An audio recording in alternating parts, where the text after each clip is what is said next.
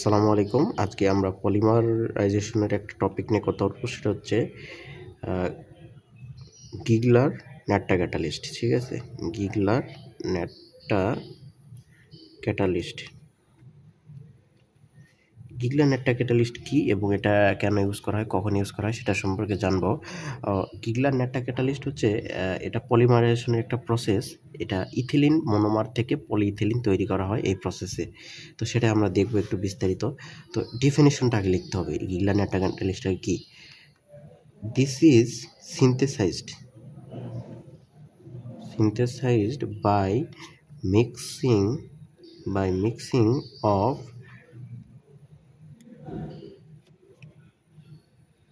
titanium tetrachloride, ঠিক আছে, titanium tetrachloride TiCl4, titanium tetrachloride with ethyl aluminum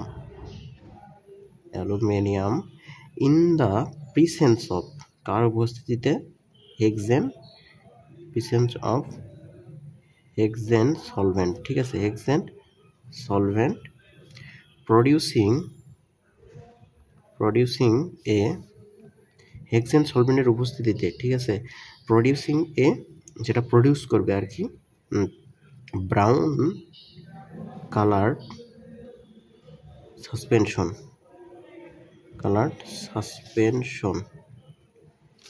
is called Natta catalyst, is called Ziegler Natta catalyst.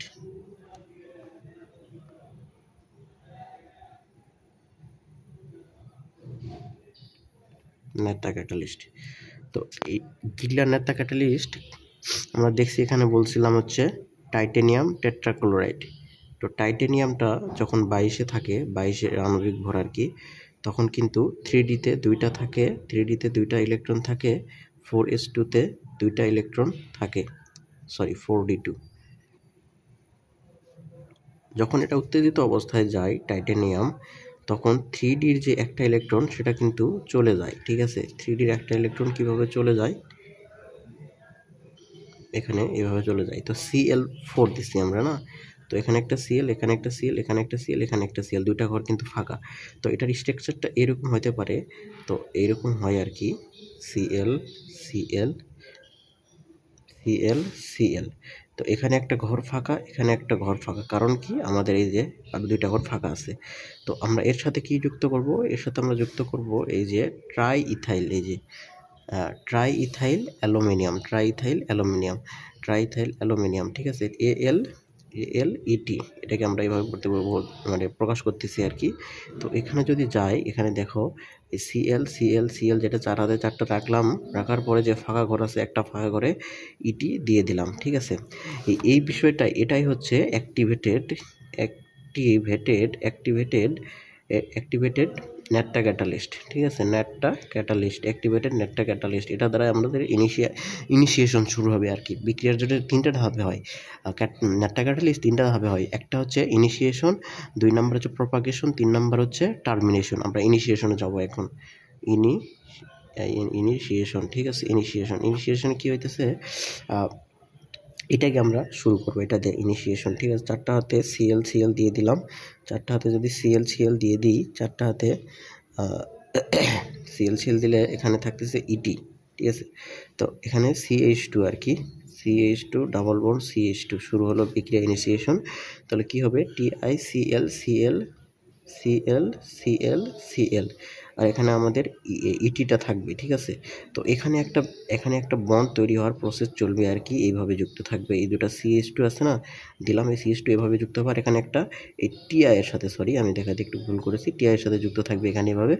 তো এটাকে, এই initiation এখন চলতেছে, এটাকে একটু নিচে আবার লিখি, TiCl, ঠিক আছে। তো এখানে যে ইটিটা আছে, এই ইটি কিন্তু আবার একটা বিক্রিয়া, মানে বন্ড তৈরি করার চেষ্টা করবে। কিভাবে দেখাচ্ছি, সবাই একটু ধৈর্য ধরুন, আমি বুঝাই দিতেছি, সমস্যা নেই। এখানে এই যে একটা বন্ড CH2 ডাবল বন্ড আছে, একটা বন্ড ভেঙে যাওয়ার চেষ্টা করবে, এখানে একটা নতুন বন্ড ক্রিয়েট করার চেষ্টা করবে, এখানে একটা নতুন বন্ড ক্রিয়েট করার চেষ্টা করবে, যার ফলে যেটা আমাদের আউটপুটটা দাঁড়াবে বিক্রিয়ার এরকম, Cl Cl Cl Cl। তো এই যে এটা বন্ডটা আমাদের হয়ে যাবে CH2, এই বন্ডটা ভেঙে যাবে CH2, আর যে ইটিটা এখানে যুক্ত হওয়ার চেষ্টা করতেছিল ইটি ডিরেক্ট চলে যাবে ইটি এইভাবে, ঠিক আছে, ইটি এইভাবে চলে যাবে। আর এখানে একটা আবার ফাঁকা ঘর তৈরি হবে, যে ইটি চলে গেল সেই ইটি চলে যাওয়াতে আবার একটা ফাঁকা ঘর তৈরি হবে, ইটি চলে যাওয়াতে আবার আমাদের ইনিশিয়েশন শেষ। আমাদের এখন দরকার প্রপাগেশন, ঠিক আছে। আমরা প্রপাগেশনটা কিভাবে দেখতে পারি, প্রপাগেশন আমরা এটা নিয়ে আসবো যে TI CL, ঠিক আছে। তো একটা ফাঁকা ঘর, আর এই যে এখানে CH2 CET। তো প্রপাগেশনে আগে বলতে হবে প্রপাগেশনটা কি, ঠিক আছে। প্রপাগেশন হলো পলিমারাইজেশন প্রক্রিয়ার একটা সেকেন্ড ধাপ। ইনিশিয়েশন শুরু হইলো, এখানে আপনার সব কিছু শুরু হইলো বিক্রিয়াটা। আর প্রপাগেশনটা হচ্ছে বারবার এই যে আমরা ইনিশিয়েশনের যে আউটপুট পাইছি এটার সাথে আবার মনোমার ইউনিট যুক্ত হবে, মানে পলিমার চেন বৃদ্ধি করতে যা করা লাগে আর কি। একটা পলিমার চেন শেষ হইলো ওটার সাথে সেম মনোমার ইউনিট আবার যুক্ত হবে। সো এরকম আর কি। আমরা এখানে যে মনোমার, এই যে এখানে আমরা যে মনোমার ইনিশিয়েশন যুক্ত করছি, এখানে কিন্তু আউটপুটের সাথে আবার সেই মনোমারটাই যুক্ত করছি, কারণ পলিমার চেন আমাদের বৃদ্ধি করতে হবে প্রপাগেশন প্রক্রিয়ায়, এটাই বোঝায় আর কি।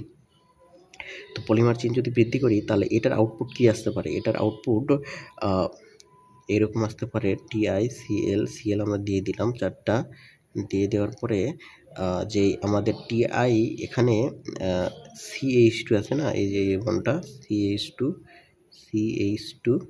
আর একটা এখানে ইটি আছে।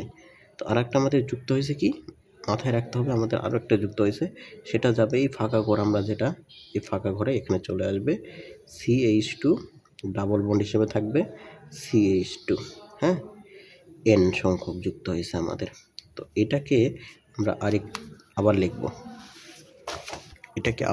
আমরা, যেহেতু আমরা পেজ চেঞ্জ করছি সেজন্য আবার লিখতে হচ্ছে আর কি। তো CL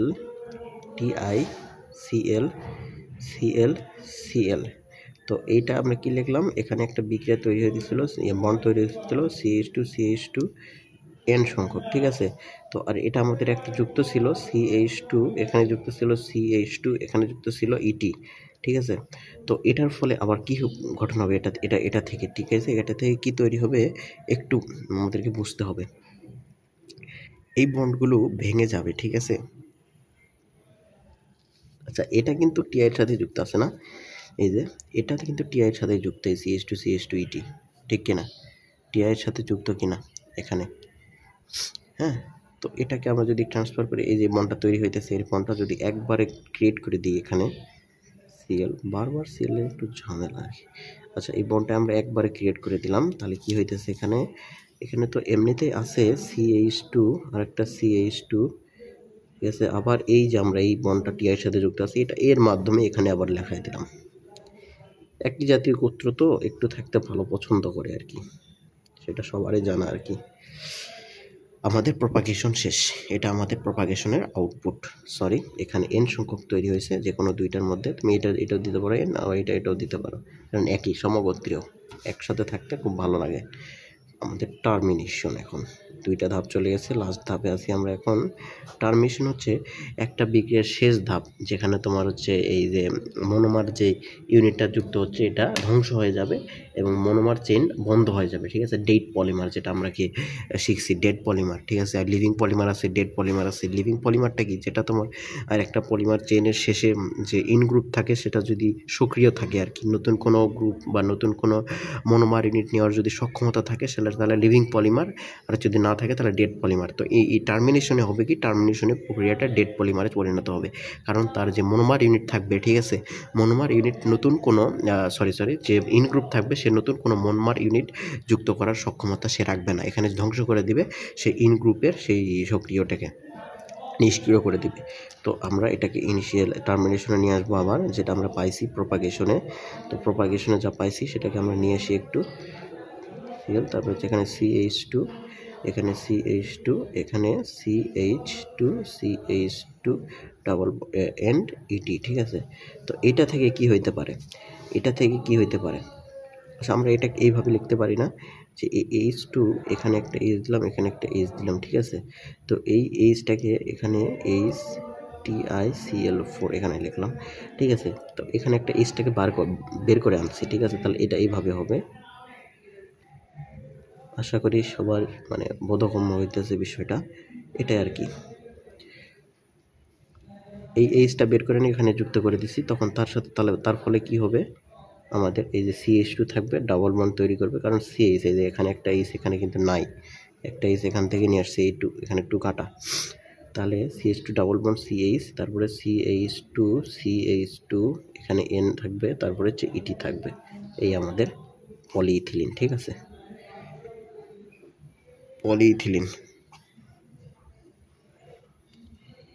পলিইথিলিন যেটা আমাদের মানে লাগতো আর কি। এই যে এটাই হচ্ছে আমাদের ফুল প্রসেসটা আর কি, কিগলার ন্যাটটা ক্যাটালিস্ট। খুবই ইম্পর্টেন্ট, পরীক্ষায় আসে আর কি। মানে বিএসসি ইঞ্জিনিয়ারিং যারা পড়াশোনা করে, যাদের কেমিস্ট্রি বা পলিমার সায়েন্স নামে কোনো কোর্স আছে, তাদের বিগত বছরের প্রশ্নগুলো অ্যানালাইসিস করলে আপনারা দেখবেন প্রতি বছরই প্রায় আসে প্রশ্নটা। এইটুকু লেখায় দিলে 4-5 মার্ক করে থাকে সম্ভবত, 4-5 মার্কে অ্যান্সার করলে ফুল নাম্বার পাওয়া যাবে এইটুকু লিখলে। আমি একটু পুরোটা একটু দেখাইতেছি, আবার আপনারা স্ক্রিনশট নিয়ে খাতায় লিখে নিতে পারেন। এটা এক পেজের, আর অপর পেজে এইটুকু।